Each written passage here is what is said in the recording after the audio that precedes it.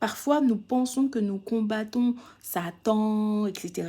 En fait, Satan, parfois, est dans votre famille. Hein, dans votre famille. Je pense qu'il y a des personnes qui ils savent ce que je suis en train de dire. En fait, ne cherchez pas trop loin.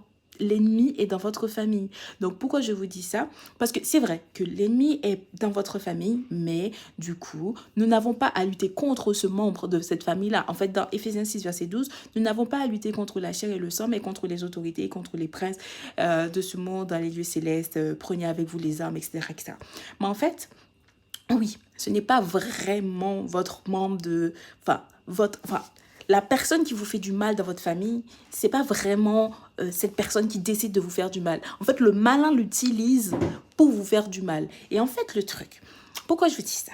Parce qu'en lisant de Samuel, je me dis, mais c'est incroyable. Genre, le fils de David, genre, c'est pas comme son cousin, son oncle, pas quelqu'un qui descend de lui, son fils, son propre fils. Je me dis, bon, si c'était son frère, bon, vas-y, encore frère et sœur, ça passe, oncle, ça passe. Mais son propre fils, c'est-à-dire son descendant, Absalom, a décidé de lui faire la peau pour prendre le trône. Bien évidemment, il finira par mourir et tout, je vous spoil un peu, mais je vous invite quand même à aller lire 1 Samuel et 2 Samuel, c'est vraiment super intéressant. À un moment, ne perdez pas espoir, même si vous ne comprenez pas et que vous êtes comme moi, vous ne comprenez pas parce qu'il y a trop de prénoms à un moment dans 2 Samuel, continuez, continuez. Demandez au Saint-Esprit le courage et la force pour pouvoir continuer. Parce qu'à un moment, j'ai voulu abandonner parce qu'il y avait trop de prénoms et je ne suivais plus l'histoire, mais continuez. Mais tout ça pour vous dire que votre ennemi n'est jamais trop loin. Donc, demandez à Dieu le discernement d'esprit pour pouvoir pas prier et faire du... pas pour prier pour faire du mal à la personne, mais pour prier pour que la personne soit libérée justement de cet esprit qui est en train de prendre justement possession de cette personne-là. Parce que là, parfois, les personnes sont méchantes, mais ils sont pas au courant qu'ils sont possédés. Hein. Vraiment, enfin, je vous le dis, il y a des personnes...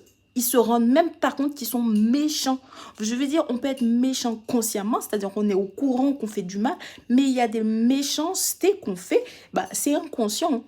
Donc, après moi, par exemple, moi, les gens peuvent me considérer méchante parce que genre, je parle super dur et tout, parce que moi, je veux du bien de la personne. Mais la personne peut l'interpréter en mode, je suis méchante, alors qu'en fait, je cherche du bien pour la personne. Donc, ça ne veut pas dire que je suis méchante dans les faits. Donc, il y a différents types de façons d'interpréter la méchanceté. Mais il y a la vraie méchanceté, genre le cœur de la personne est noir.